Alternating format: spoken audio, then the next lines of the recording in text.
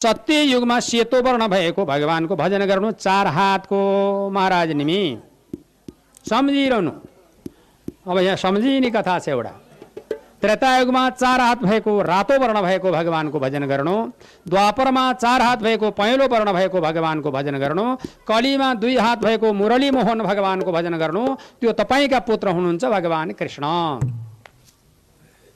तिनको मूल मन्त्र के हो अब सम्झौँ है त।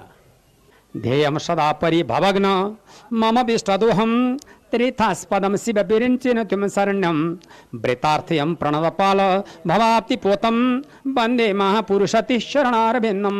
एउटा यो आर्को त्यक्त्वा सुधिस्तेज सूर्यम सीतराज्य लक्ष्मी धर्मिष्ठ आर्य वजस यदा गादरण्यम माया मृगम दैतमन शीतवन्य धावात वन्दे महापुरुषति शरणारविन्दम। यो 2टा मन्त्र कलीको मन्त्र 2टा।